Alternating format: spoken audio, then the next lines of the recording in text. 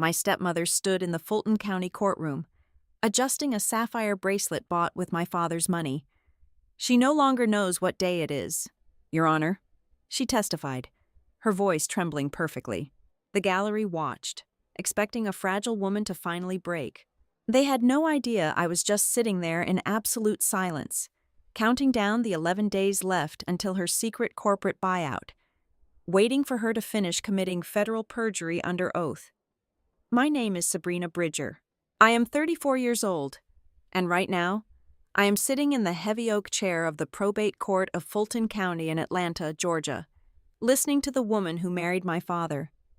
Tell a judge that my mind has completely unraveled. The air in the courtroom tastes like industrial floor wax, stale coffee, and old, recycled paper. It is a heavy, stagnant atmosphere, pressing down on my shoulders like a physical weight.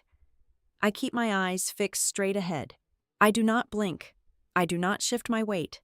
I simply sit and listen to my stepmother, Vanessa Kincaid Bridger, execute her absolute masterpiece. She no longer knows what day it is, Your Honor, Vanessa testifies. Her voice is a stunning exhibition of calculated fragility.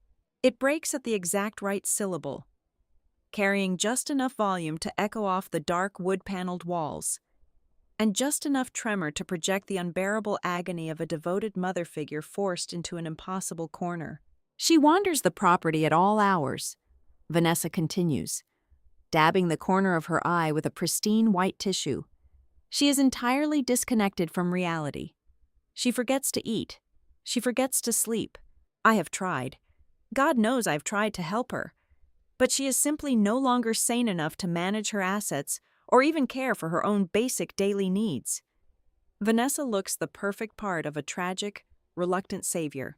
She is wearing a slate gray designer dress, tailored to absolute perfection, understated but undeniably expensive.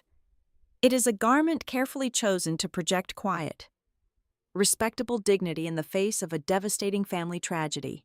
On her right wrist, resting delicately against the edge of the witness stand, the courtroom lighting catches the deep, ocean blue flash of a sapphire bracelet. I know that piece of jewelry intimately. I know exactly how many thousands of dollars it cost. It was purchased with the final holiday bonus my father ever earned at the company he built before his heart finally gave out. She wears it today like a badge of mourning and eternal love. But to me, it is nothing more than a glittering receipt of her insatiable greed. I do not turn around to look behind me, but I know exactly who is sitting in the gallery. Vanessa has not merely brought witnesses, she has cast an audience for her tragic theatrical debut. My Aunt Elise is seated in the front row, occasionally dabbing her eyes with a lace handkerchief. Two of my cousins are sitting stiffly beside her, their faces pulled into identical expressions of grim pity. Several upper-level managers from our family software company, Ridgeline Dispatch Systems, have been summoned from their executive suites to watch the spectacular, humiliating fall of the founder's only daughter. There is even a woman sitting at the far end of the second row, dressed in a modest floral print dress, whom Vanessa has introduced to the court as a dear friend from her congregation. I have never seen this woman in my entire life. It is a perfectly curated jury of my peers, assembled specifically to watch me be legally buried alive. Beside the witness stand, Vanessa's attorney, Milton Creel, paces the floor with the slow, predatory confidence of a man who firmly believes he has already won the battle. He is a shark draped in a bespoke wool suit, handling the stacks of paperwork as if my demise were already a foregone conclusion. He approaches the judge's bench to formally submit the petition for an emergency guardianship. The demands listed in those thick stacks of legal paper are comprehensive, brutal, and absolute. Creel is asking the court to strip me of nearly every meaningful right I still control. He wants to hand Vanessa total, unquestioned control over my financial assets. He wants her to have unrestricted access to my private medical records. Crucially, he is demanding the transfer of the voting rights to the majority shareholder block I inherited from my father. He is even asking for the fundamental human right to decide where I am allowed to live, eat, and breathe. They are asking the state of Georgia to erase Sabrina Bridger as a legally functioning adult and replace her with a signature line controlled entirely by Vanessa. Any normal person facing this kind of systematic, public annihilation would scream. A normal person would cry. Slam their fists violently against the defense table. Fire their lawyer on the spot. Or jump up and call the woman on the stand a pathological liar. I do none of these things. I sit absolutely frozen. My hands are neatly folded together, resting quietly in my lap. My breathing is shallow, perfectly measured, rising and falling in a steady, unbreakable rhythm that I have practiced for weeks. I am a statue of compliance. In my head, I am not listening to Milton Creel list my alleged paranoid delusions. I am not listening to him read the fabricated reports of my mental decline. I am counting. 1, 2, 3, 4, 5, 6, 7, 8, 9. 9, 10, 11. 11.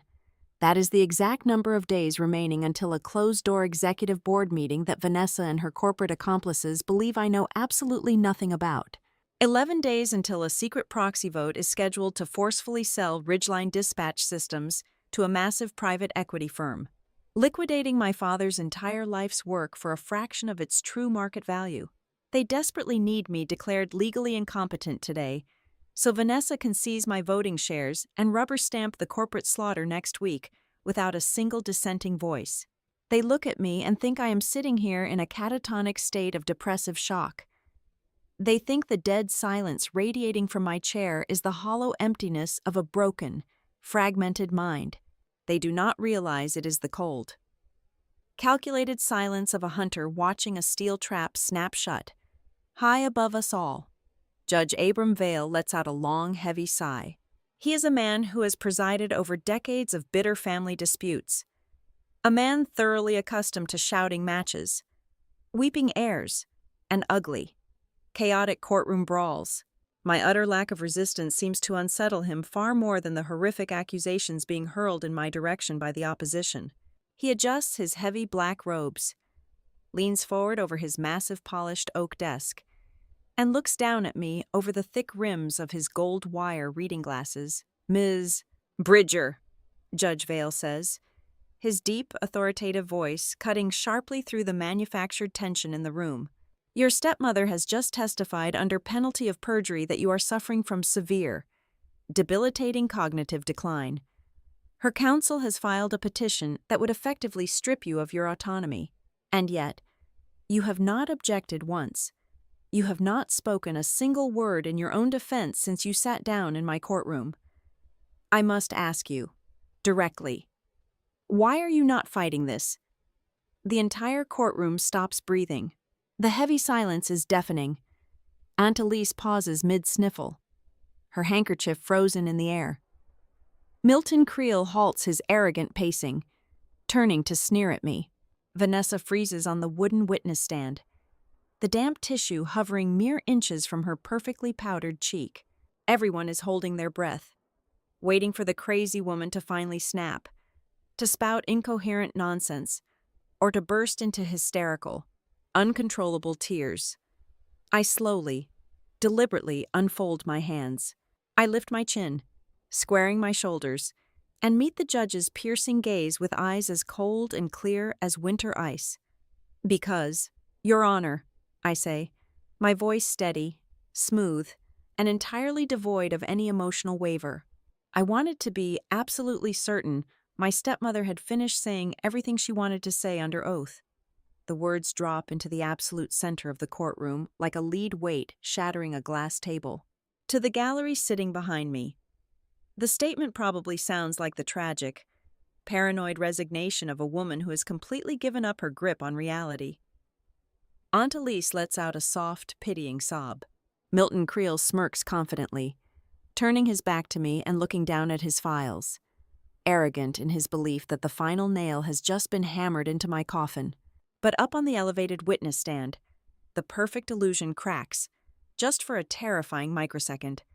Vanessa's lips pull incredibly tight, the healthy pink flush rapidly draining out of them. Her knuckles turn stark, bony white as her grip on the wooden railing tightens into a death grip. She is a master manipulator, a predator highly attuned to the slightest, almost invisible shifts in power, and in the span of a single heartbeat. An icy jolt of primal intuition shoots straight down her spine. She realizes, terrifyingly late, that something in the room has fundamentally shifted. The pitch of my voice was far too calm.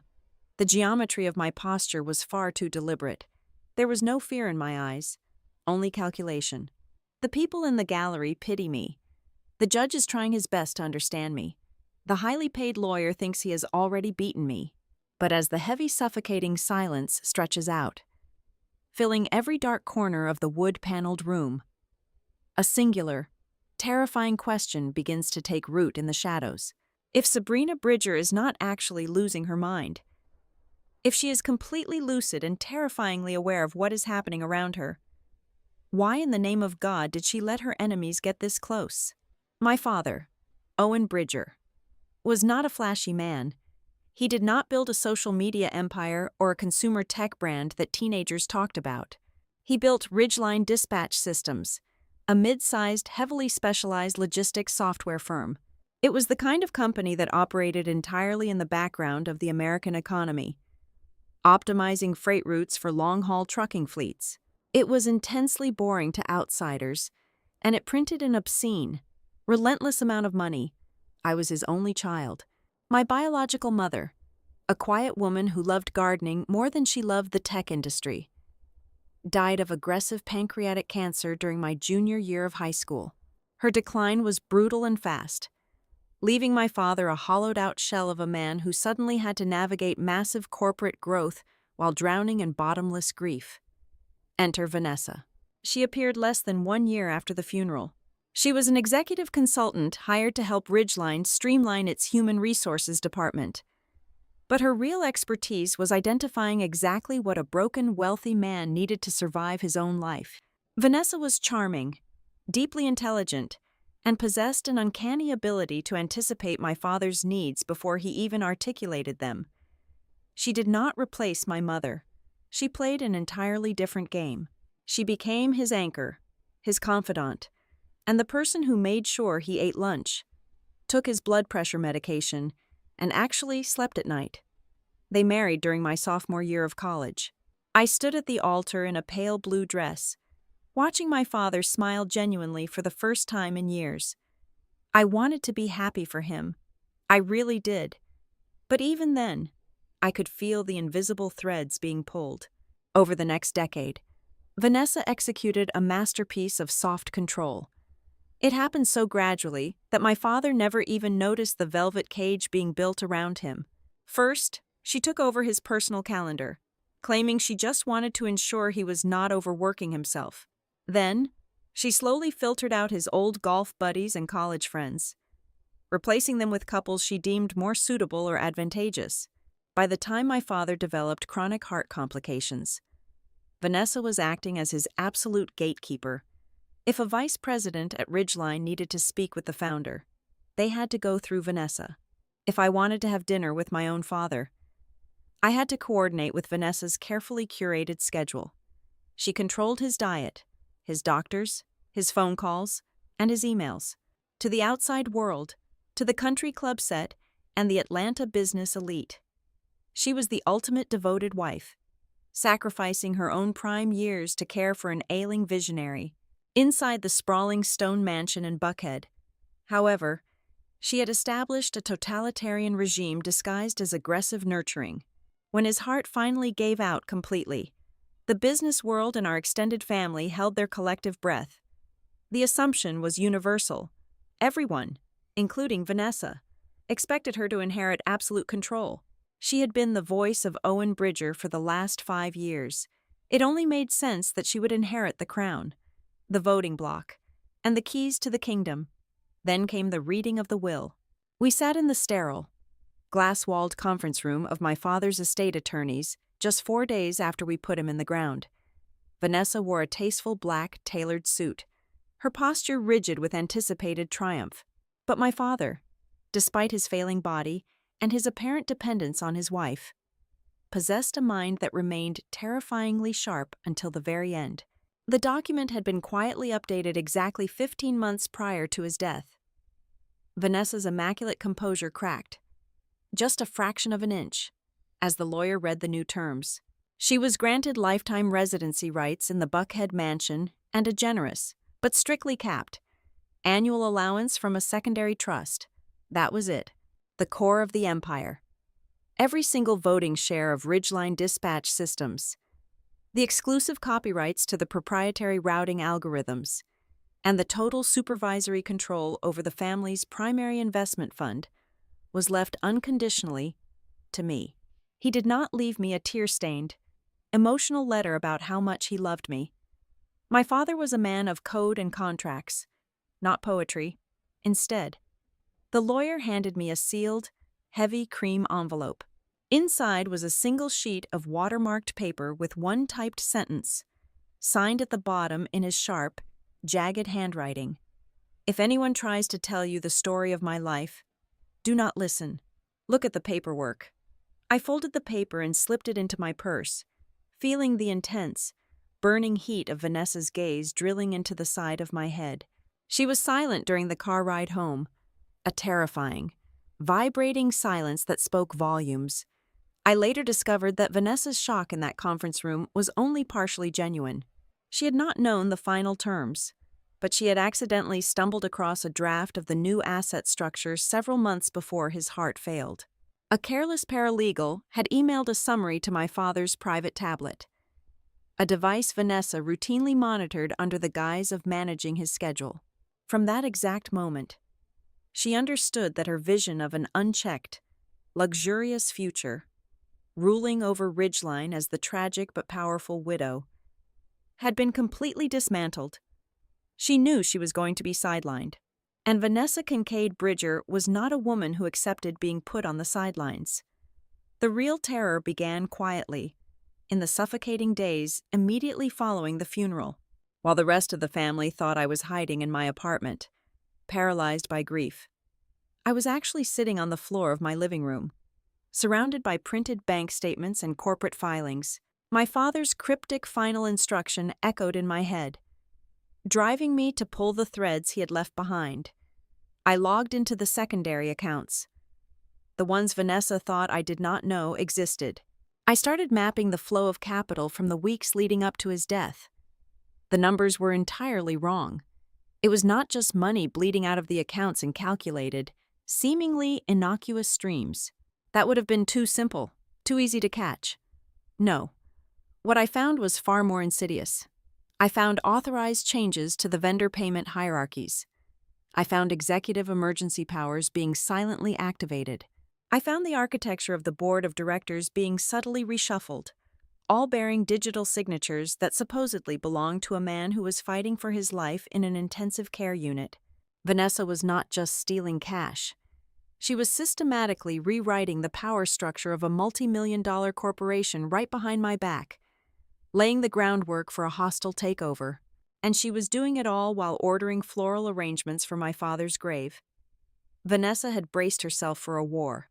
She had anticipated a fleet of aggressive litigators descending from the glass towers of downtown Atlanta, demanding immediate injunctions, contesting the estate, and screaming about fraud. She wanted a loud, messy, public fight because loud and messy people are incredibly easy to paint as unstable. I did not give her a war. Instead, I gave her exactly what she needed to believe I was broken. I vanished. I broke the lease on my luxury high-rise apartment in Buckhead, paying the exorbitant early termination penalty without a single complaint. I packed my life into identical brown cardboard boxes and rented a small, deeply nondescript two-bedroom duplex in the quiet suburbs of Decatur. I parked my pristine German luxury sedan in a climate-controlled, long-term storage unit on the edge of the city and paid cash for a 12-year-old hatchback with peeling clear coat on the hood and a rattling exhaust. I let my voicemail fill up to absolute capacity. I stopped going to my regular coffee shops, stopped attending the charity galas my father used to sponsor, and stopped responding to casual text messages. To Vanessa, And to the extended family she was carefully and systematically poisoning with her whispers. It looked exactly like the total psychological collapse of a fragile, grieving daughter. They thought I was drowning in depression, hiding out of sight under a heavy blanket of sorrow, completely unable to cope with reality. The reality was much colder. I was minimizing my attack surface. Every time you swipe a credit card at a restaurant, ping a cell tower near a corporate office, or pass an automated license plate reader on the interstate, you leave a highly visible digital trail. I needed to become a ghost. I needed to drop off the map entirely so I could spend every waking hour mapping the absolute labyrinth of corporate theft happening right beneath my nose. They had made a fatal miscalculation. Vanessa understood my father perfectly, but she had never bothered to understand me.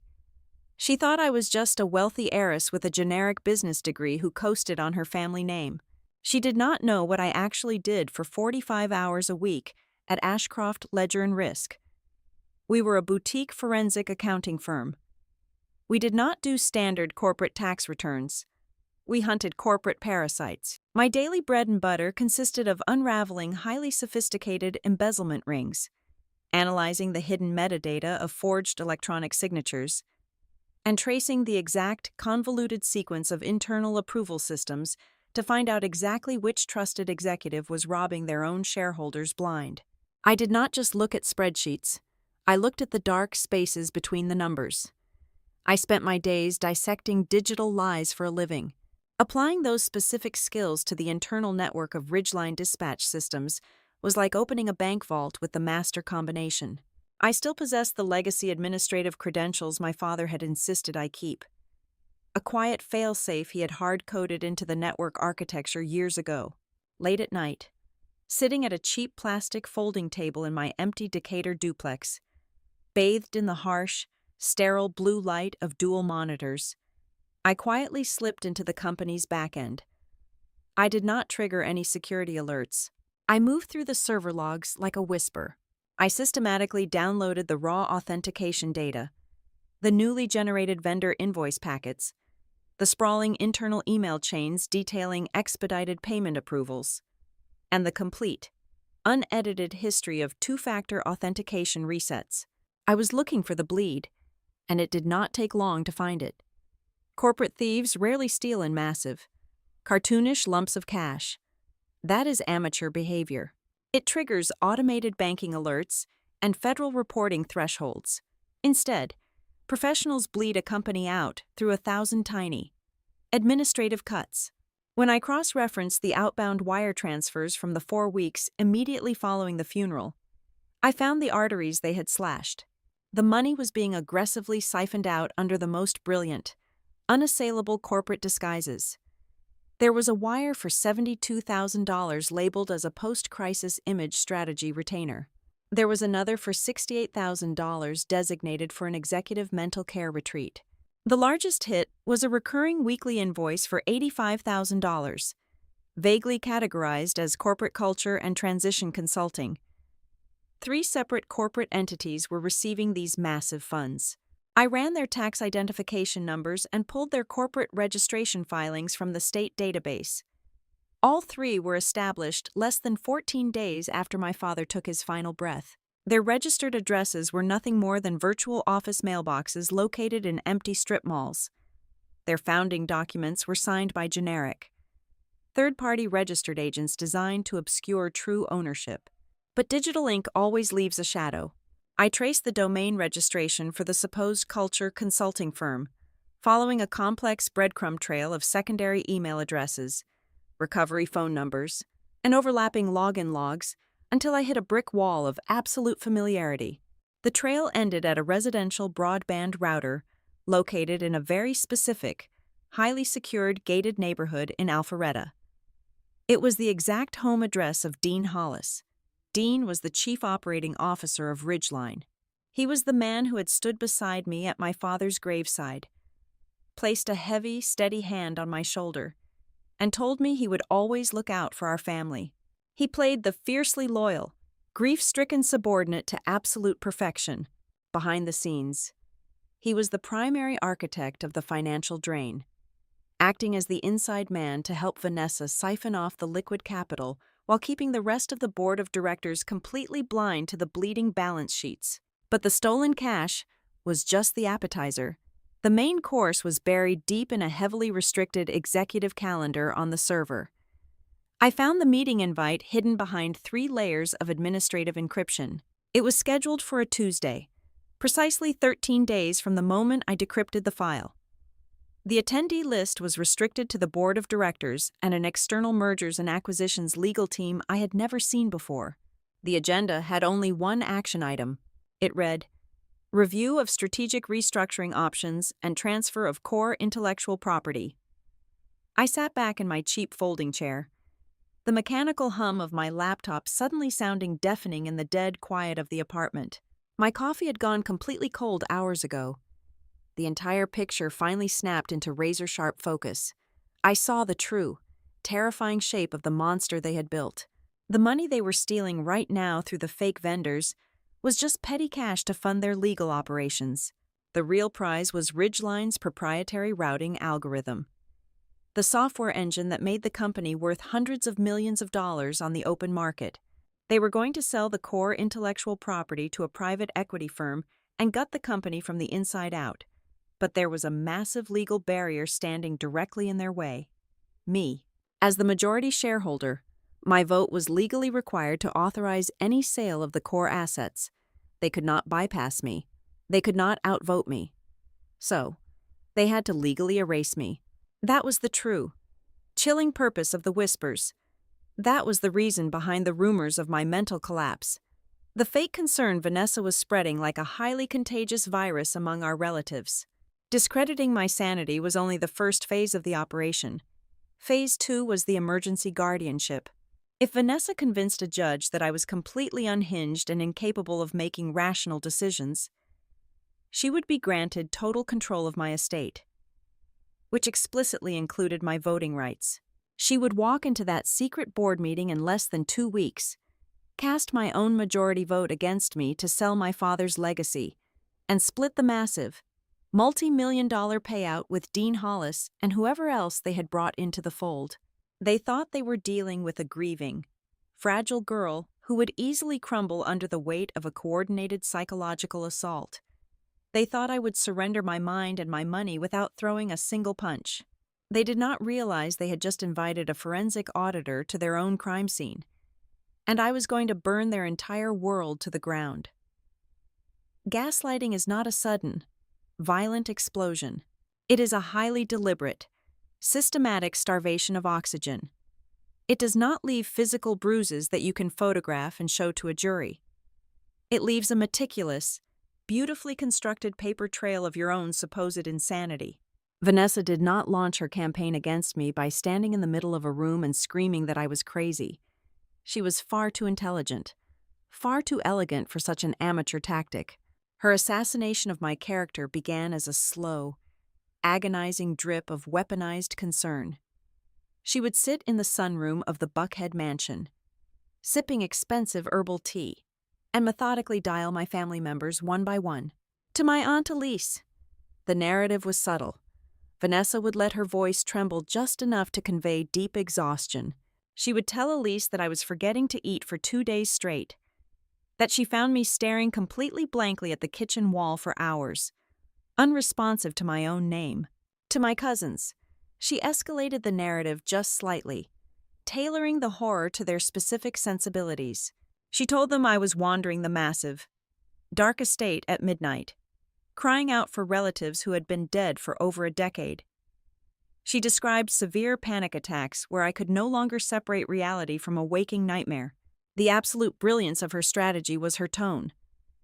She never sounded angry or vindictive. She sounded utterly, profoundly heartbroken. Then came the visual evidence. We live in a society that inherently trusts the unblinking eye of a camera, completely forgetting that a camera only shows exactly what the editor wants you to see. Vanessa began quietly distributing short video clips from the mansion's exterior security system to a private family group chat. In the footage, I was pacing the long, winding asphalt driveway in an oversized sweater, clutching a thick stack of manila folders, my hair pulled back messily, muttering wildly and aggressively to myself. To anyone watching on a small smartphone screen, it looked like the textbook definition of a severe psychotic break. What the family did not know, because they did not know how to analyze digital timestamps and frame rates, was that the footage had been surgically altered. I had been pacing the driveway because the cellular reception inside the thick stone walls of the house was terrible. I was on the phone with a state tax auditor, vigorously reviewing a complex discrepancy regarding commercial property depreciation. I was holding the actual tax ledgers, but Vanessa had completely stripped the audio track. She altered the contrast to make the bright midday sun look like a bleak, washed-out gray, and she slowed the frame rate just enough to make my movements look jerky and unnatural. She created a silent movie of my supposed insanity, presenting it to my blood relatives as undeniable, objective proof. Next, she attacked the foundational infrastructure of my adult life. For over 10 years, every single one of my recurring bills, the electric company, the water utility, my premium car insurance, and the property taxes on my father's vacation cabin, had been set to automatic payment. They ran flawlessly in the background. Suddenly, the payments started bouncing. The routing numbers for my primary checking accounts were mysteriously unlinked from the vendor portals. Bright red disconnection notices and final warnings began arriving in the mail. Vanessa, acting as the self-appointed manager of the estate, intercepted every single one of them. She did not throw them away. She brought them to family gatherings, pulling the brightly colored envelopes out of her designer handbag with a look of devastated, heavy concern. She cannot even manage her basic, everyday finances anymore. Vanessa would whisper to Aunt Elise, wiping away a single, perfect tear. How on earth can we let her control a massive corporate empire when she cannot even remember to pay the electric bill, to seal the legal trap? She needed medical authority. A rumor is just a rumor until a doctor signs his name to it. Enter Dr. Lowell Pike. He was a telehealth psychiatrist, the kind of medical professional who processes patients through a computer screen like items on an industrial assembly line.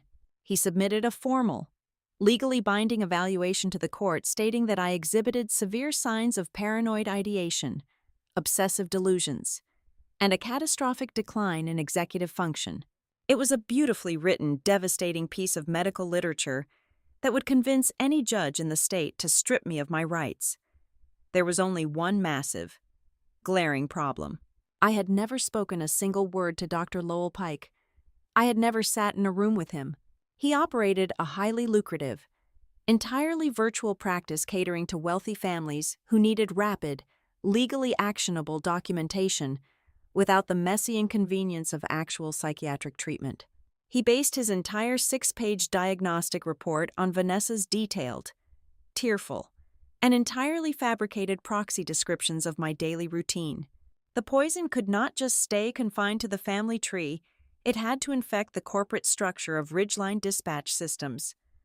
An anonymous complaint miraculously appeared on the desk of the Human Resources Director. The email claimed that I had been seen in the corporate parking lot, aggressively threatening junior employees and ranting hysterically about a massive, shadowy conspiracy to steal my father's company. I had not set foot on the corporate campus in over a month, but the damage was instantaneous. When I did have to interact with executive staff via email, their replies were incredibly stiff, brief, and highly documented. People started avoiding me.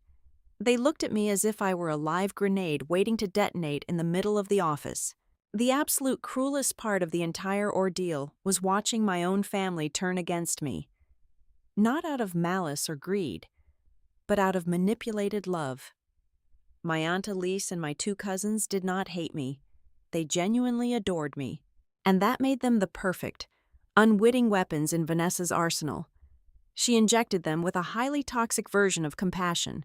She completely brainwashed them into believing that allowing me to retain my independence was equivalent to letting me walk blindfolded into oncoming traffic. They genuinely believed that fighting for the guardianship, stripping me of my voting shares and my autonomy, was the only possible way to save me from destroying my own life.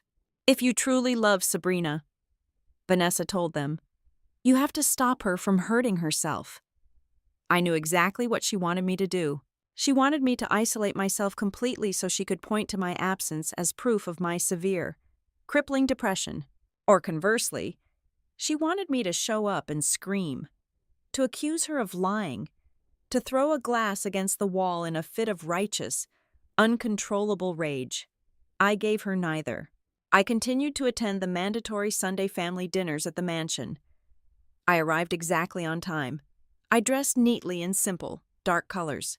I sat at the long mahogany dining table, and I ate exactly half of what was put on my plate. And I remained almost entirely silent when Vanessa attempted to bait me, asking probing, deeply patronizing questions about my mental state in front of the others. I did not defend myself. I did not raise my voice. I simply looked directly into her eyes and smiled a very small, very polite smile. I spoke only when absolutely necessary, and my voice was always flat, calm, and perfectly modulated. I did not do this because I was weak or broken. I did this because I understand the core psychology of a manipulator. They feed on reaction. They orchestrate chaos so they can control the resulting narrative. When you give them absolute, unreadable silence, it absolutely terrifies them. I could not fight a ghost war entirely alone. But I had to be incredibly careful about who I trusted. I needed anchors to the real world. I quietly reached out to Nora Bell, my father's fiercely loyal executive assistant of 20 years. I did not give her the entire picture, but I gave her enough specific pieces to make her highly suspicious of Dean Hollis and his sudden, sweeping operational changes within the company. Then, I bypassed the corporate technology department entirely and hired an independent cybersecurity contractor. A brilliant, highly paranoid man that Ashcroft Ledger and Risk occasionally used for extreme corporate espionage cases. He began quietly tracing the source IP addresses of the anonymous human resources emails and mapping the data flow of the altered security footage. It was late on a Thursday night, sitting on the floor of my dark Decatur duplex, surrounded by printed server logs. That the true, horrifying brilliance of Vanessa's strategy finally hit me. It was a realization so cold it made my breath catch in my throat. The smear campaign was not just a legal mechanism to steal my voting rights. It was a preemptive cage built entirely around the truth. If I were to walk into a police station tomorrow and declare that my stepmother and the chief operating officer were using virtual shell companies to siphon millions of dollars in order to facilitate a secret corporate buyout behind my back, no one would investigate the claim. The police, the board of directors, the lawyers, they would all just look at me with deep, tragic pity, because the story I was telling, the absolute, objective truth of their massive corporate crime, sounded exactly like the paranoid, delusional conspiracy theory of the deeply unstable woman Vanessa had already convinced the entire world I was. She had not just plotted to steal my money. She had fundamentally stolen my ability to ever be believed. The financial bleed was just the surface tension of a much deeper pool. Finding the fake vendors and the siphoned cash felt like a victory for exactly 2 hours. Right up until my independent cybersecurity contractor broke through the final layer of Dean Hollis's encrypted personal cloud storage. That was when the true architecture of the crime revealed itself, shifting this entirely away from a simple case of domestic greed into the realm of federal corporate espionage. Dean was not just a greedy executive looking to pad his retirement account. He was actively brokering the total dismemberment of my father's life work, buried inside a folder disguised as routine software update logs. We found the term sheets for a shadow acquisition. The prospective buyer was a private equity firm operating out of New York called Keel Ark Capital. They were not interested in buying the trucking fleets, the physical office buildings, or the client lists. They only wanted the core proprietary routing software, the absolute beating heart of our enterprise, and they were offering to buy it for a fraction of its actual market value. The proposed purchase price was roughly 20% of what the algorithm was truly worth on the open market. It made zero financial sense until I scrolled down to the executive compensation clauses. If the sale went through at that deeply discounted rate, Dean Hollis was slated to receive a massive, multi-million-dollar retention bonus, effectively a legal bribe for delivering the golden goose. But the most damning piece of the puzzle was hidden in the contingencies section of the draft contract. I read the specific paragraph 5 times to ensure my eyes were not deceiving me. The entire transaction, the millions of dollars in payouts, the transfer of the intellectual property, was strictly contingent upon one incredibly specific legal condition. The deal would only execute if the primary voting shares were placed under the control of a court-appointed guardian or if the current majority shareholder was deemed legally incapacitated. Suddenly, the entire timeline locked into place with horrifying precision. Vanessa was not seeking the emergency guardianship simply to control my personal bank accounts or to punish me for outliving my father. She needed the legal authority to walk into that secret board meeting and stamp her approval on the Keel Ark capital acquisition. Stripping me of my human rights was just a required administrative hurdle to close a corporate mega deal, as if realizing I needed one more push over the edge. My phone buzzed with a message from Aunt Elise. It was a massive video file, accompanied by a text saying she could not stop crying and that I needed to see my father's final wishes. I downloaded the file and pressed play. It was a close-up shot of my father, lying in his intensive care unit bed. The lighting was terrible, the rhythmic beeping of the heart monitor echoing in the background. He looked exhausted, his skin pale and his eyes sunken. He looked directly into the camera, his voice weak and raspy. "Vanessa knows what to do," the video said in my father's voice. "She is the only one calm enough to keep Sabrina safe. You have to trust her." The video had already been quietly circulating through the family text chains for 2 days. To them, it was a holy relic, the undisputed dying declaration of a great man pleading for his unstable daughter to be protected by his noble wife. To me, it was an active crime scene. I did not shed a tear. I watched it 3 times, muted the volume, and watched it again. I immediately forwarded the raw file to my external security expert. It took him less than 4 hours to tear the digital illusion to shreds. "It is a composite," he told me over a secure, encrypted call, "and it is a highly expensive one. The audio is patched together from old voicemails and corporate presentation recordings, then smoothed out with a neural network. Look at the blink rate. A human in that much physical distress flutters their eyelids erratically. This model blinks at a perfectly consistent mathematical interval. The ambient light reflecting off his cheekbones does not match the frequency of the fluorescent tubes in the hospital background. And the lip syncing around the hard consonant sounds is delayed by about 12 milliseconds. It is a deep fake. It was a sophisticated fabrication, designed perfectly to fool grieving relatives watching on small, cracked smartphone screens, but it could not survive the clinical scrutiny of a forensic analysis, armed with the knowledge that they were manufacturing digital evidence. I went back into the company's internal legal compliance servers. If they were faking videos, they were absolutely faking documents. I ran a targeted search for any modifications made to the shareholder registry in the 30 days surrounding his death.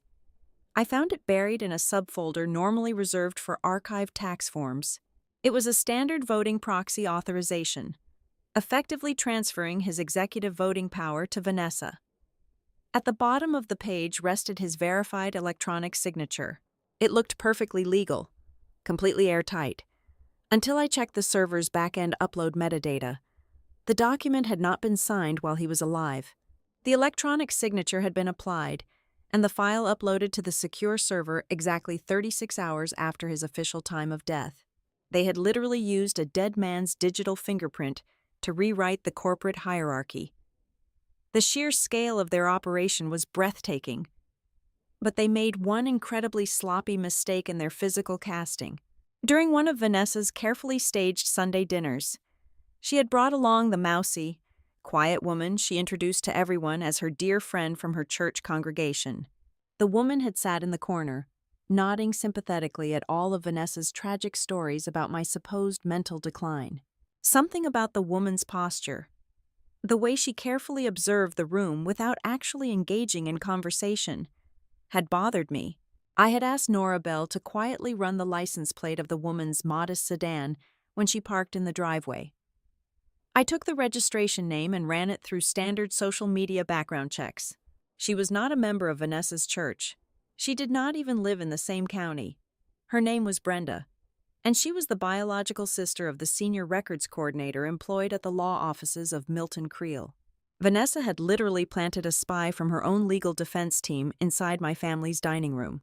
Brenda was there to monitor my reactions, take notes on my aunt's emotional state, and serve as a fabricated, independent character witness for the upcoming guardianship hearings. I sat back on the floor of my apartment, surrounded by the physical printouts of deepfake analysis reports, illegal proxy uploads, and corporate espionage term sheets. The absolute gravity of the situation settled heavily into my chest. I was no longer fighting a bitter, greedy stepmother over a family inheritance. I was standing directly in the crosshairs of a highly synchronized corporate conspiracy. They had weaponized legal procedure, cutting-edge technology, and intimate personal relationships to execute a multi-million-dollar heist. They had built an absolutely perfect, unassailable machine to destroy my life. But as I gathered the evidence into a thick, heavy binder, a cold, sharp smile finally crossed my face. They had built a perfect machine, but they had left the network ports wide open, and they had absolutely no idea who was currently sitting at the keyboard. If I had hired a bulldog attorney the moment I discovered the phantom vendors and the diverted funds, it would have been a catastrophic tactical error. A civil lawsuit regarding corporate mismanagement is fundamentally just a noisy, expensive argument over money. In a civil court, highly paid lawyers can claim administrative oversight, clerical errors, or verbal misunderstandings. Vanessa would have simply paid a massive fine with my father's money, apologized for the confusion, and walked away completely free to plot her next angle.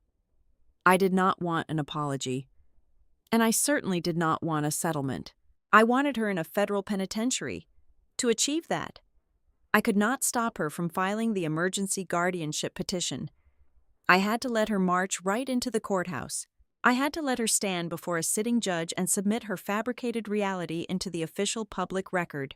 The moment she submitted forged digital evidence to a judge while under the penalty of perjury. This ceased to be a bitter family dispute over an inheritance. It instantly elevated the game into the realm of severe criminal fraud. I was not building a defense, I was constructing a prosecution. I meticulously organized my evidence into 3 impenetrable tiers. The first tier was financial, the second was digital, and the third established undeniable criminal motive. Every time Milton Creel would try to explain away one anomaly, he would inadvertently detonate the next landmine. I designed it so that every possible exit route would lead directly into a reinforced concrete wall for the digital tier. My independent forensic expert provided a sworn, 50-page affidavit. He did not just say the video of my father was a deepfake, he proved it mathematically. He documented the exact stock audio files used to simulate the hospital monitor beeping. He provided the spectral analysis proving the voice track was an artificial composite stitched together from archived corporate voicemails.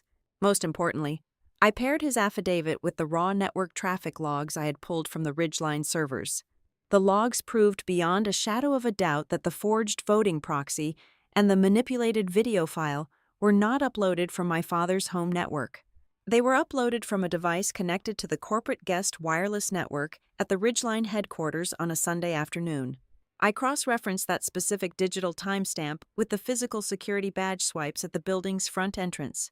The only executive inside the building during that exact 2-hour window was the chief operating officer, Dean Hollis. The financial tier was even more damning because it relied on Vanessa's own administrative laziness. In her initial filings, she claimed she had legitimately accessed the company's financial portal using the standard accounting department recovery protocols. But corporate servers keep meticulous diaries. I printed the multi-factor authentication reset logs for the primary accounts. The logs clearly showed the 2-step verification codes were not routed to the accounting desk. They were routed directly to Vanessa's personal cellular phone number. She had not gone through the proper channels. She had hijacked the accounts from her own living room. However, the absolute crown jewel of the snare, the piece of paper that would guarantee a prison sentence, was hidden within the legal documents themselves. To make her control over my father's estate look legitimate before she got the guardianship, Vanessa had produced a supplementary power of attorney document. It carried a digital notarization stamp from a remote notary service located 3 states away. The document claimed my father had logged onto a webcam and sworn to his identity on a Tuesday afternoon. I placed that notarized receipt right next to the official. Subpoenaed hospital records from the intensive care unit, the medical charts, signed by 3 different attending physicians, explicitly stated that my father had been placed into a deep, medically induced coma the preceding Sunday evening. He had a breathing tube down his throat. A man in a medically induced coma does not sit up, log onto a laptop, and legally authorize his wife to liquidate his assets. It was a glaring, undeniable act of wire fraud. The hardest part of the entire preparation was the absolute, suffocating silence I had to maintain. Every time Aunt Elise called me, weeping into the receiver, begging me to just let Vanessa take care of me, I had to bite the inside of my cheek until it tasted like copper. I could not give Elise even a single hint that I was in control. If I told Elise the truth, her entire demeanor would change. She would stop crying. She might confront Vanessa in a moment of righteous anger. If Vanessa sensed even a fraction of a percent of suspicion from the family, her survival instincts would instantly kick in. She would fire Milton Creel, blame a rogue paralegal for the forged documents, withdraw the guardianship petition entirely, and slip right through my fingers. I needed her to feel absolute, supreme confidence. I needed her to believe I was completely defeated, so she would boldly walk into the trap and lock the steel jaws around her own ankles. I spent my final weekend in the Decatur apartment packaging the destruction. I built a massive, heavy physical binder covered in black leather. Every page was placed in a clear plastic sleeve. Every section was color-coded, heavily tabbed, and meticulously cross-referenced. I built an index that read like a table of contents for a corporate true crime novel. But I also knew the reality of a hostile courtroom. Physical documents can be mysteriously misplaced by a careless clerk, or aggressively objected to and removed from the defense table by a frantic lawyer. I could not rely solely on paper, so I took the entire unredacted file and uploaded it to a heavily encrypted, decentralized cloud server. I configured a dead man's switch on my phone if anything went wrong, or if they separated me from my binder. One tap on my phone would send the full file to the district attorney, the FBI, and my forensic expert. I was not walking into that courtroom defenseless. I had built a failsafe. When the morning of the hearing finally arrived, I stood in front of the cheap, cracked mirror in my bathroom and carefully constructed my armor. I did not want to look like a wealthy, powerful corporate heir. That would make me look threatening, and threat breeds defensiveness. I also could not look like the crazy, disheveled woman Vanessa had portrayed in her heavily edited videos. I needed to look entirely ordinary. I needed to look completely invisible. I chose a dark navy blue suit. It was well-tailored, but deliberately conservative. The kind of suit a mid-level bank manager wears on a Tuesday. I wore flat, black leather shoes that made absolutely no noise against the floor. I stripped off every single piece of jewelry. I did not wear a necklace, earrings, or even a wristwatch. I tied my hair back into a tight, severe bun at the nape of my neck. I wore absolutely no makeup, no foundation, no mascara, and certainly no bright lipstick. Looking at my reflection, I saw a woman who looked tired, small, and utterly unremarkable. I looked exactly like a woman who was about to quietly surrender her entire life to the court system. I wanted the judge, the gallery, and Milton Creel to take one look at me and dismiss me completely. I wanted them to feel comfortable, because when the earthquake finally hit, I wanted them to be standing on what they thought was the most solid ground in the world. The performance on the witness stand was nothing short of a theatrical masterpiece. Vanessa sat under the harsh, unforgiving fluorescent lights of the courtroom, yet she managed to make herself look entirely vulnerable. Her posture was a meticulously calculated blend of elegant restraint and overwhelming sorrow. When her attorney, Milton Creel, guided her through the direct examination, she did not sound like a ruthless corporate predator staging a hostile takeover. She sounded exactly like a desperate, exhausted mother whose heart was being slowly ripped from her chest. She has become entirely obsessed since her father passed away, Vanessa testified, her voice echoing softly off the heavy, dark wooden panels of the courtroom. She stays awake for 3 or 4 days at a time. I have gone over to her new apartment and found her sitting in complete darkness, surrounded by printed data logs.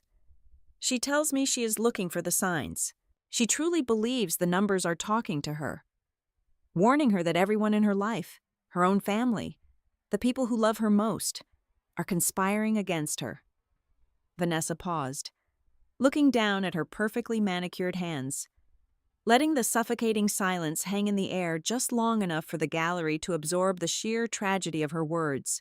She simply does not know what is real anymore, she whispered, pulling a tissue from her purse to dab at the corner of her eye. Milton Creel paced the floor between the plaintiff's table and the judge's bench, expertly transforming Vanessa's emotional poison into hard, undeniable legal exhibits. He possessed the slick, practiced rhythm of a man who knew exactly how to manipulate the temperature of a room. He did not yell. He spoke with a deep, grave concern that made every lie sound like an established, heartbreaking fact. He presented the overdue utility bills, placing the brightly colored final notice envelopes on the edge of the judge's bench with a heavy, dramatic sigh. He painted a vivid picture of a deeply disturbed woman who could not even remember to keep her own electricity running, let alone manage a highly profitable logistics empire. Then, he cued the audiovisual system. The large flat-screen monitor mounted on the side wall of the courtroom flickered to life, displaying the heavily manipulated security footage from the Buckhead mansion. The entire gallery watched in horrified silence as my grainy, distorted image paced back and forth across the asphalt driveway. Because Vanessa had completely stripped the audio track of my conversation with the tax auditor, and because she had purposefully slowed the frame rate, I looked like a textbook psychiatric patient suffering from a severe, terrifying manic episode. I watched myself wave my hands at empty air, clutching a stack of files like a woman possessed. "Your Honor," Creel stated, turning his back to the screen and looking directly up at the bench. "We are not simply looking at a young woman who is temporarily unfit to manage a massive corporate estate. We are looking at a young woman who poses an active, immediate danger to her own well-being. She completely fails to accept reality, and furthermore, her unchecked delusions are actively destroying the family business." Creel signaled his paralegal, who immediately brought up a massive bar graph on the monitor. It displayed the liquid cash flow of Ridgeline dispatch systems over the past 8 weeks. The red line plummeted drastically, representing a 30% drop in available operating capital.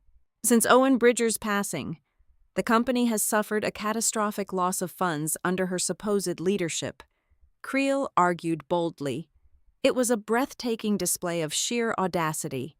He was standing in open court, using the exact millions of dollars he and his accomplices had siphoned into shell companies as proof of my financial incompetence. But the absolute crushing blow came from the hired medical professional. The monitor switched from the financial graphs to a live video feed. Dr. Lowell Pike appeared on the screen, broadcasting from a bright, pristine, sterile office. He wore a perfectly pressed white coat and thick-rimmed glasses, projecting the ultimate image of undisputed medical authority, based on the comprehensive behavioral data provided by the primary caregiver, Dr. Pike stated. His tone was entirely devoid of human empathy, cold and clinical, designed to sound like irrefutable science. The subject exhibits textbook, escalating symptoms of severe cognitive distortion. She is suffering from profound, inflexible cognitive rigidity and a complete, verifiable loss of reliable executive function. Aisha. In my professional medical opinion, she lacks the fundamental psychological capacity to make rational decisions regarding her physical care or her financial assets. The atmosphere in the courtroom shifted permanently. The air grew incredibly heavy, thick with a collective, undeniable pity that pressed against my chest. In the first row of the gallery directly behind me, my Aunt Elise finally broke. She buried her face in her hands, her shoulders shaking violently as loud, wet, unrestrained sobs echoed through the quiet room. My two cousins wrapped their arms tightly around her, glaring at the back of my head with a complex mixture of profound sadness and bitter, defensive resentment. They genuinely believed they were witnessing the final, tragic death of my sanity. Vanessa sat at her table, her hands neatly folded, her head bowed in quiet, dignified reverence. She had done it. She had successfully built an impenetrable fortress of lies, structurally supported by documentary evidence, validated by expert medical testimony, and sealed with the genuine tears of my own blood relatives. She had backed me into an absolute, inescapable legal corner, wrapping the chains so tightly around my life that the entire room believed it was an act of mercy. Judge Abram Vale let the heavy, miserable silence settle over the room for a long moment. He looked at the weeping woman in the gallery. He looked at the slick corporate lawyer gathering his perfectly organized files. And finally, he looked down at me. "Ms. Bridger," the judge said, his deep voice carrying a strange, almost hesitant mix of judicial authority and genuine human caution. "The court is prepared to consider the emergency protective measures requested by the petitioner. Do you have anything you wish to say before I make my ruling?" The entire room held its breath. The tension was absolute. They expected me to scream. They expected me to cry, to throw my hands in the air and rant about a massive, shadowy corporate conspiracy to steal my company, exactly as Dr. Pike had just predicted I would. They were waiting for the final, explosive confirmation of my madness. I placed my hands flat on the heavy wooden table in front of me. I pushed my chair back, the wooden legs scraping loudly against the polished floor, and I slowly, deliberately stood up. I smoothed the front of my dark navy suit. I did not turn around to look at my weeping aunt. I did not look at Milton Creel. I kept my eyes locked squarely on the judge sitting high above me. "Your Honor," I said, my voice cutting through the thick, emotional air with the terrifying, absolute clarity of a ringing bell.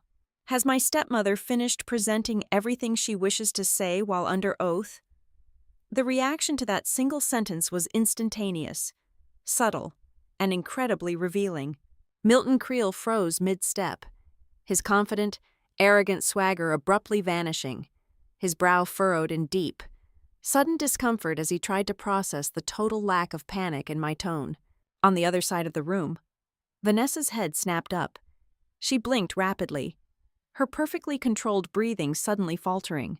She was a master manipulator, an expert at reading the emotional temperature of a room. And in that split second, she recognized the complete, chilling absence of fear in my voice. Judge Vale did not patronize me. He did not offer a gentle, pitying smile. For the first time since the hearing began, he completely ignored the towering stacks of paper in front of him, took off his reading glasses, and leaned forward, resting his chin on his folded hands. "She has, Miss Bridger," the judge replied, his eyes narrowing with sudden, intense, piercing curiosity. "Then I request permission to approach the bench with rebuttal documents," I said, my tone remaining perfectly flat, entirely devoid of the hysteria they had spent 2 hours trying to prove. "Granted," Judge Vale said. I reached down beneath the defense table and lifted the massive, black leather binder I had assembled over the past 2 weeks. It was incredibly heavy, packed with hundreds of pages of digital forensics, server logs, encrypted metadata, and irrefutable proof of federal crimes. The dull, heavy thud it made as I placed it on the table echoed like a gunshot in the silent room. The game of passive defense was officially over. As I picked up the binder and took my first quiet step toward the center of the courtroom, the entire dynamic of the room instantly inverted. The predator sitting on the witness stand suddenly realized she had spent the entire morning meticulously locking herself inside a cage with the very thing she thought she was hunting. I did not begin my defense with tears.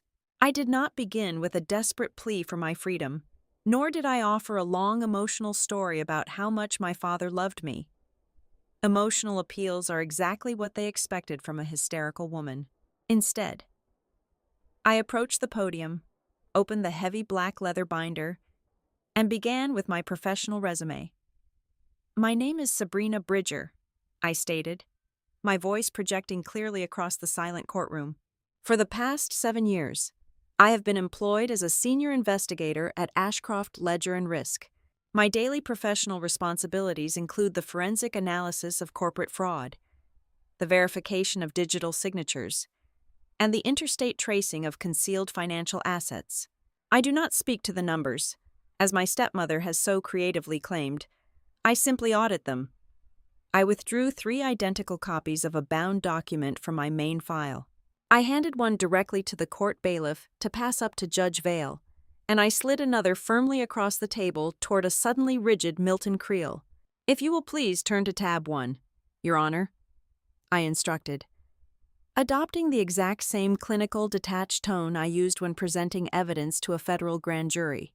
"We will begin with the narrative of my supposed inability to manage my own basic finances.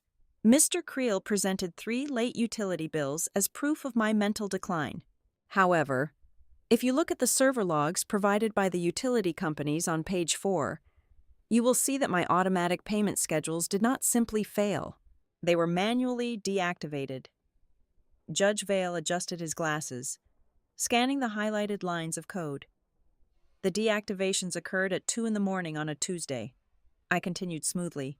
"They were initiated from an administrative sub-account that I do not control. The Internet Protocol address attached to that specific login belongs to the primary wireless router located inside the Buckhead estate, a property solely occupied by Vanessa Bridger. I did not forget to pay my bills. My stepmother logged in and canceled them to manufacture a paper trail of my incompetence." Milton Creel jumped to his feet, his chair scraping violently against the floor. "Objection, Your Honor. This is highly speculative technical jargon designed to distract from the core issue of her mental stability." "Overruled," Judge Vale snapped, not even looking up from the page. "She is directly addressing your exhibit. Counselor, sit down." Creel slowly sank back into his chair, his jaw clenched tight. I turned the page. "Now, please turn to tab 3, I said. "This addresses the medical diagnosis provided by Dr. Lowell Pike. Mr. Creel relied heavily on this document to prove my cognitive rigidity. I ran Dr. Pike's official psychiatric evaluation through standard academic plagiarism software, cross-referencing it with the original guardianship petition filed by Mr. Creel's office. I looked directly at the lawyer, holding his furious gaze without blinking. 74% of the sentences in the medical evaluation are virtually identical, word for word, to the legal petition, including a highly specific grammatical error in paragraph 4. Dr. Pike did not evaluate my mental health. He simply copied and pasted Mr. Creel's legal demands onto a medical letterhead. It is not a clinical diagnosis. It is a legal document dressed up as medical. The atmosphere in the gallery behind me was undergoing a massive, seismic shift. I could feel it in the air. The heavy, suffocating pity was rapidly evaporating, replaced by a tense, crackling shock. I heard a sharp intake of breath from the front row. Aunt Elise had completely lowered her lace handkerchief. Her tears had stopped instantly. Beside her, one of my cousins sat up entirely straight, the posture of someone suddenly waking up from a deep, confusing sleep. "Let us address the visual evidence," I said, moving to the next section. The security footage my stepmother provided was presented as a single, continuous breakdown of my sanity. Please refer to tab 5. My independent digital forensics examiner has broken the video down frame by frame. I pointed to the printed photographs in the binder. In the first 10 seconds of the video, The shadow of the large oak tree in the driveway falls to the west, indicating early morning sunlight. In the very next cut, precisely 2 seconds later, the shadow instantly shifts to the east, indicating late afternoon. Furthermore, the heavy wrinkles on the right shoulder of my sweater completely change direction between frames. The footage is not a single manic episode. It is a compilation of dozens of different clips, gathered over several weeks, with the digital timestamps forcefully overwritten to create a false narrative. "Objection!" Creel shouted, his face flushing a deep, angry red. "The respondent is not a certified video technician. This is hearsay. The sworn, notarized affidavit from the certified digital forensics expert who conducted the analysis is located on page 42. Your Honor," I replied calmly, never breaking my rhythm. Judge Vale flipped to the exact page, his eyes darting across the sworn testimony. "Objection overruled, Mr. Creel. I strongly suggest you let her finish." Every time the lawyer tried to interrupt me, he only managed to shine a brighter, more focused spotlight onto the exact evidence I wanted the judge to see. He was frantically trying to plug a leaking dam, completely unaware that the entire concrete structure was already collapsing behind him. "Finally, Your Honor," I said, leaning slightly closer to the microphone on the podium, "we arrive at the core of the financial argument.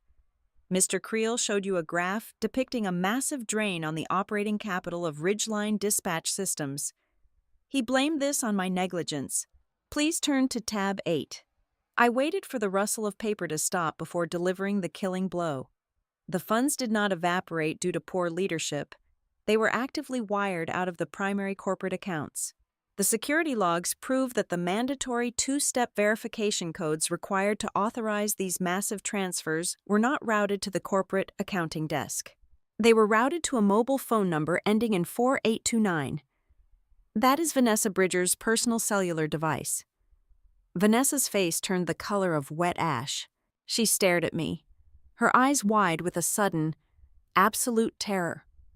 Those funds were subsequently transferred to 3 newly incorporated consulting firms. I continued, my voice echoing like a hammer against a steel anvil. The registered mailing address for all 3 of those shell companies is a private post office box in Alpharetta. I pulled the public postal records for that exact box. It is the identical address Vanessa Bridger used 5 years ago to register a private boutique credit card to hide luxury purchases from my father. I turned my head slowly, looking at the gallery. I locked eyes with the upper-level managers from my company. Their faces were pale. They were looking at each other in sheer, unadulterated horror, suddenly realizing they had just spent the last month standing on the wrong side of a massive federal crime. "Furthermore," I stated, turning my attention back to the bench, "the secondary authorized signer on those 3 shell accounts is Dean Hollis, the current chief operating officer of Ridgeline." The courtroom erupted into a chaotic murmur. Aunt Elise gasped loudly. The corporate managers began whispering frantically to one another. Milton Creel was frantically flipping through the binder, his hands actually shaking as he realized the sheer, insurmountable volume of evidence stacked against him. He had walked into a probate hearing expecting a weeping, fragile girl, and instead found himself facing someone who had built a criminal case against him. Vanessa could not take the silence anymore. Her elegant facade shattered completely. She gripped the wooden railing of the witness box, her knuckles turning white, and she leaned forward, her voice rising to a frantic, shrill pitch. "She is making all of this up," Vanessa shouted, abandoning her sweet, fragile act entirely. "She is just using technical language to scare people. She is trying to confuse you with numbers because she is sick." I looked at the woman who had spent years systematically trying to erase me. I did not raise my voice to match hers. I simply closed my heavy black binder, the dull thump echoing through the room, and looked at her with a cold, absolute finality. "The money is just the easiest part," I said calmly. "I have not even touched the real reason she wants to declare me incapacitated." Vanessa realized the impenetrable fortress she had built was rapidly collapsing around her. The financial and digital evidence I had just laid out was a suffocating net. and she could feel the steel mesh tightening against her throat. But a master manipulator never surrenders without deploying their ultimate emotional weapon. She possessed one final, absolute trump card. The emotional ace in the hole she firmly believed would override any logical argument I could possibly present. She shot a desperate, wide-eyed look at Milton Creel, silently screaming at him to regain control of the narrative. Creel, his pristine composure entirely shattered and his hands now visibly trembling, fumbled with the keyboard of his laptop on the plaintiff's table. "Your Honor," Creel stammered, his smooth, arrogant baritone completely gone, replaced by the frantic pitch of a man watching his career evaporate. The respondent is simply throwing up a massive smokescreen of confusing corporate data. But we have direct video evidence of Owen Bridger's final wishes. We have his dying declaration, recorded in his final moments. I asked the court to view this video, which proves beyond any shadow of a doubt that he wanted his wife to take control and protect his daughter. Judge Vale did not say a word. He merely nodded, his face an unreadable mask of judicial stone. The large monitor on the wall flickered again. The courtroom, already vibrating with nervous energy, went completely, absolutely silent. On the screen, the pale, exhausted face of my father appeared. He was lying in his hospital bed, bathed in the harsh, artificial light of the intensive care unit. The rhythmic, steady beeping of a heart monitor echoed through the speakers. He looked incredibly weak, his eyes sunken, his skin completely devoid of color. "Vanessa knows what to do," the image of my father whispered, his voice thin and raspy. "She is the only one calm enough to keep Sabrina safe. You have to trust her. Let her handle everything." The video lasted for exactly 30 seconds before fading to black. The emotional weight in the room was staggering. It was the voice of a ghost, a dead man pleading from beyond the grave. I could hear Aunt Elise let out another soft, choked gasp behind me. Even the corporate managers, who had just realized Vanessa was stealing from them, looked momentarily conflicted. It is a fundamental human instinct to respect the final wishes of the dying. Vanessa lowered her head, perfectly timing a single, tragic sob. They expected me to break. They expected the sheer emotional trauma of seeing my dead father pleading against me to finally shatter my icy exterior. I did not shed a single tear. I did not scream. I did not even blink. I turned my head away from the black monitor and looked directly up at the judge. "Your Honor," I said, my voice echoing loudly in the deafening silence. "I request the court to direct its attention to tab 9 of the master binder, specifically, the sworn forensic metadata report regarding that exact video file." Creel tried to stand up to object, but his knees seemed to fail him. He sank back into his chair, his face slick with a cold sweat. "The video you just watched is entirely fabricated," I stated, the absolute certainty in my voice leaving absolutely no room for debate. "It is a highly sophisticated digital forgery, a deepfake. If you look at the raw metadata extraction on page 52, you will see the exact timestamp of the file's creation. That video was not recorded in my father's hospital room. It was rendered and exported exactly 3 days after my father was officially pronounced dead." A loud, collective gasp ripped through the gallery. "So, furthermore," I continued, pressing the attack with the relentless precision of a surgeon, "the audio track is a composite. The background beeping of the hospital equipment is a royalty-free stock audio file, the digital signature of which is documented on page 54. If you examine the high-resolution frame breakdowns provided by my expert witness, you will notice 3 glaring physical anomalies. First, the ambient light reflecting in the subject's corneas does not match the known lighting configuration of room 412 at Emory University Hospital. Second, the subject's blink rate is mathematically perfect, which is physiologically impossible for a human being experiencing severe cardiac distress. Third, the rendering model drops frames on 2 specific consonants. Watch the subject's lips when he forms the P in keep and the B in Sabrina. The lip movement lags behind the audio track by 14 milliseconds. It is the textbook digital signature of a manually tweaked, artificial intelligence composite. Vanessa's sob instantly caught in her throat. Her head snapped up, her eyes wide with a feral, cornered panic. To manufacture a deepfake of that high quality, you require immense processing power. I explained, turning the page in my binder. A standard laptop cannot handle the rendering load. You need a dedicated high-end graphics workstation.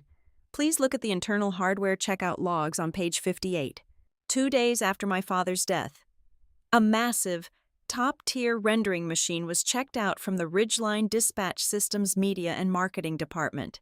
It was removed from the building entirely outside of standard corporate protocol. I turned slowly, locking my eyes onto the gallery. I found Dean Hollis sitting in the third row. The executive who signed that machine out of the secure media room was our chief operating officer, Dean Hollis, I said. Dean's face instantly drained of all blood.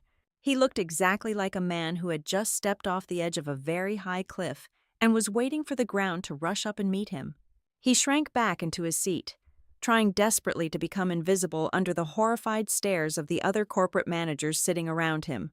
But manufacturing evidence and siphoning corporate funds requires a massive endgame, I said, turning back to the judge. You do not risk a federal prison sentence simply to pay overdue utility bills or steal a few $100,000. You do it for the ultimate prize. Your Honor, I direct your attention to the final section of the binder, tab 12. This was the killing blow. This was the moment the entire illusion of the grieving. Concerned stepmother was completely incinerated. This is not a hearing about my mental health, I declared, my voice rising just enough to command every single atom of oxygen in the room.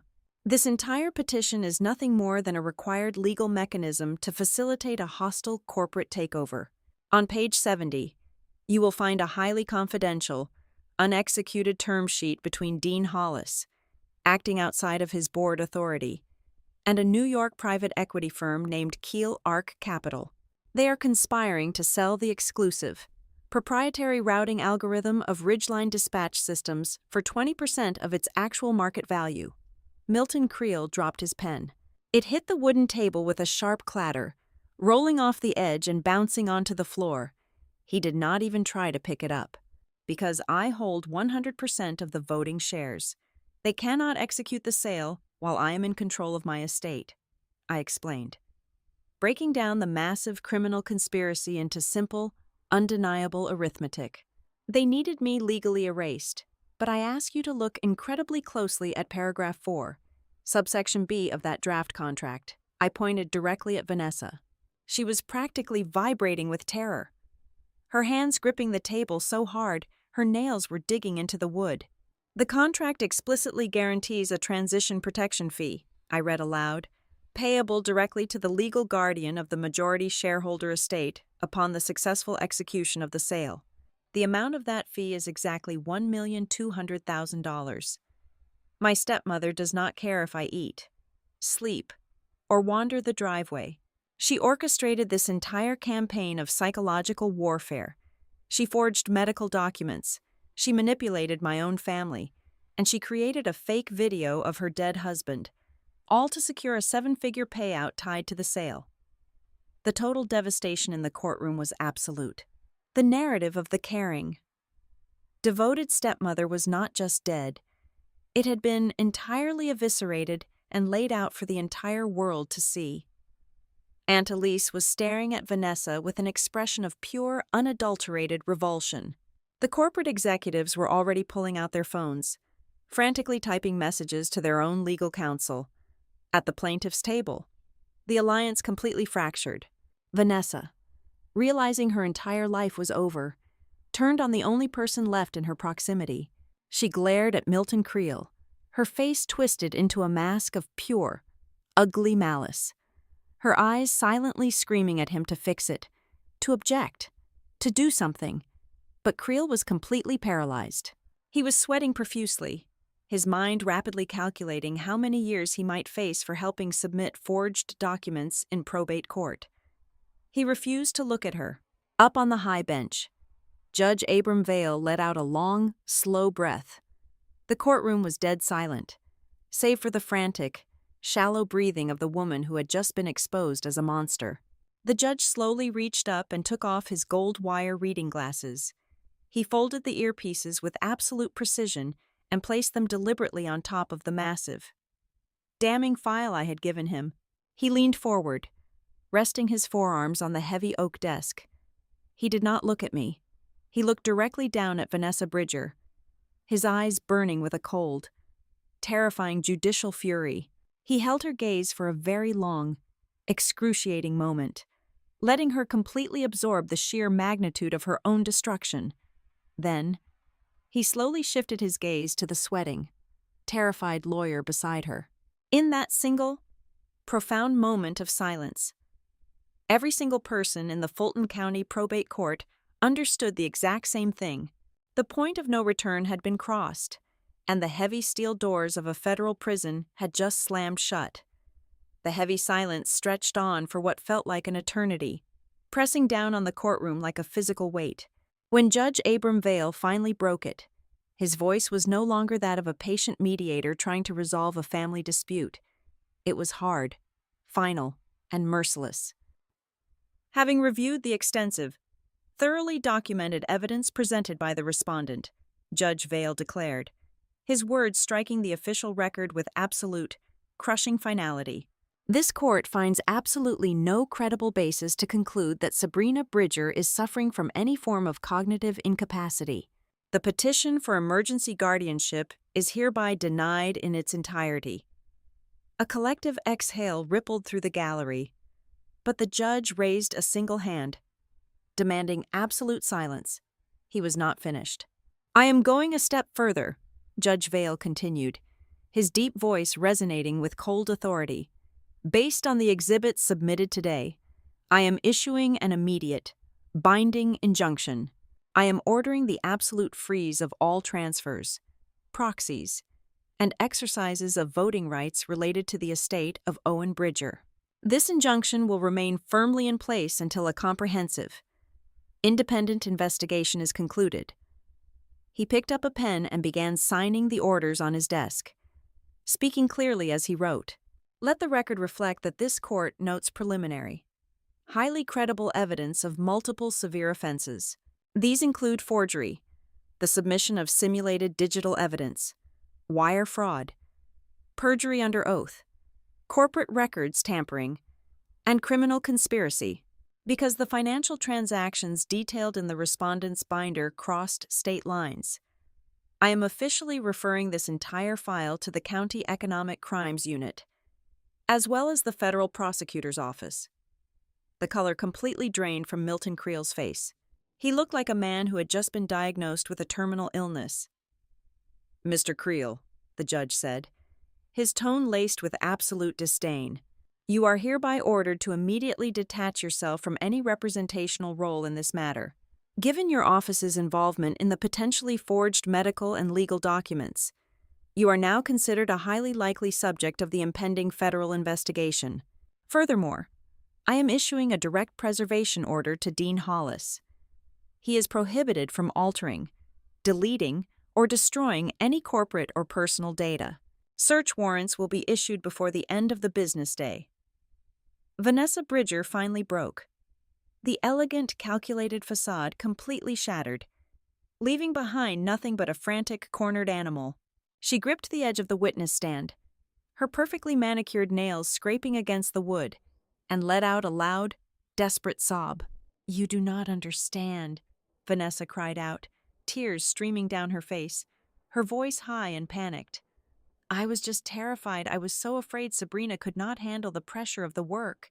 I did all of this to protect her. She looked desperately around the room, begging the audience to validate her performance one last time. But the magic was entirely gone. No one in the gallery looked at her like a tragic savior anymore. My Aunt Elise stared at her with deep, visceral disgust. The corporate managers looked at her with pure, unadulterated hatred. They all looked at her exactly like a person who had just detonated a massive bomb on the very bridge she was standing on. She was completely, utterly alone. The bailiff dismissed the court, and the room rapidly emptied. I packed my black leather binder into my briefcase, the heavy click of the brass locks sounding incredibly satisfying. I walked out of the double wooden doors and stepped into the brightly lit marble hallway of the courthouse. Aunt Elise was waiting for me near the elevators. Her eyes were red and swollen, her hands trembling violently as she clutched her purse. She stepped directly into my path, her voice cracking as she spoke. "Sabrina, I am so incredibly sorry," Elise whispered, her tears threatening to spill over again. I truly believed her. She made it sound so real. How could I have been so blind? I stopped and looked at my aunt. I did not reach out to hug her, nor did I offer her a warm, forgiving smile. But I also did not treat her with cruelty. I kept my voice perfectly level and calm. "You were blind because you wanted to believe she was trying to help," I told her quietly. "That is how a manipulator operates, Elise. They rely on the fact that good people want to believe a compelling story. A liar will always make sure the audience hears their version of events long before the truth even has a chance to put its clothes on and enter the room. You just forgot to wait for the truth." I walked past her, stepping into the elevator and pressing the button for the lobby. I watched the metal doors slide shut, cutting off the view of my devastated family. And for the first time in weeks, I took a deep, unrestricted breath. In the weeks that followed, the entire corporate conspiracy violently unraveled. The highly lucrative, secret acquisition deal with Keel Ark Capital completely collapsed the moment the federal injunction was filed. The private equity firm quietly backed away, wanting absolutely nothing to do with a company currently crawling with federal investigators. The 3 phantom consulting vendors were aggressively raided by federal agents on a Tuesday morning.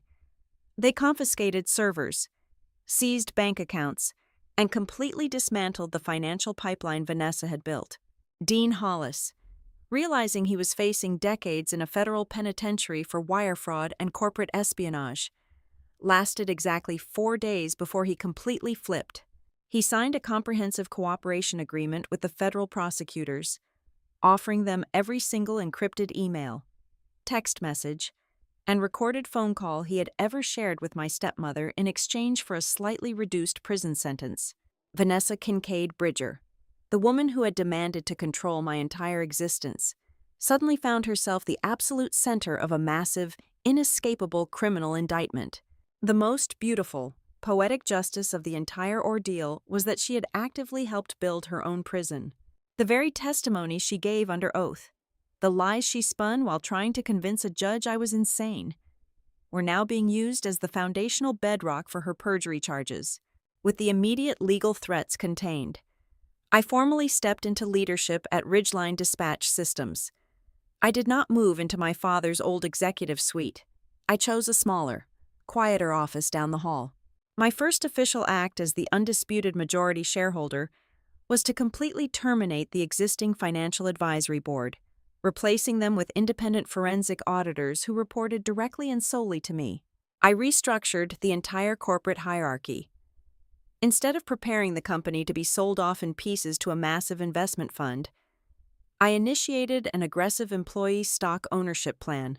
I secured the core intellectual property by distributing fractional shares directly to the senior developers and logistics coordinators, the actual people who made the company profitable. Finally, I took the massive, multi-million-dollar life insurance payout that Vanessa had desperately tried to claim before she was indicted, and I permanently moved it out of her reach. I established a comprehensive, fully funded educational trust in the name of my biological mother. The foundation was designed to provide full, unrestricted scholarships to young women entering the fields of data science and forensic accounting. I did not create the fund to look noble or generous to the public. I created it because I wanted to take a legacy that had nearly been consumed by greed and turn it into something that opened doors for other people. The final realization of my victory did not happen in a loud, crowded courtroom, nor did it happen during a chaotic, champagne-soaked celebration party. It happened entirely in silence. It was a cold, crisp Tuesday morning, exactly 2 months after the trial. I drove to the Ridgeline corporate headquarters long before any of the employees arrived. I took the elevator to the top floor and climbed the maintenance stairs to the flat, gravel-covered roof of the massive parking garage. I stood completely alone near the concrete ledge, my hands buried deep in the pockets of my coat. The air was incredibly sharp and clean. I watched the golden, brilliant light of the morning sun slowly crest over the distant Atlanta skyline, washing the tall glass buildings in a warm, vibrant orange glow. The city was just beginning to wake up, the distant hum of morning traffic echoing softly in the wind. I looked out over the massive, sprawling empire my father had built, an empire I had successfully defended against the people who claimed to love him the most. And as I stood there in the quiet dawn, I finally understood the absolute, undeniable truth about retribution. The most beautiful, satisfying revenge in the world is not standing in front of your enemies and screaming at the top of your lungs. It is not about throwing punches or demanding apologies. The greatest revenge is standing perfectly still in the shadows, quietly handing them the pen, and forcing them to legally sign their own spectacular downfall long before they ever realize the game is already over. Thank you so much for listening to this entire journey. Please leave a comment down below telling me what city or country you are listening from so we can connect. And do not forget to subscribe to the Helena Revenge Stories channel. Like this video, and hit the hype button so this story can be heard by as many people as possible.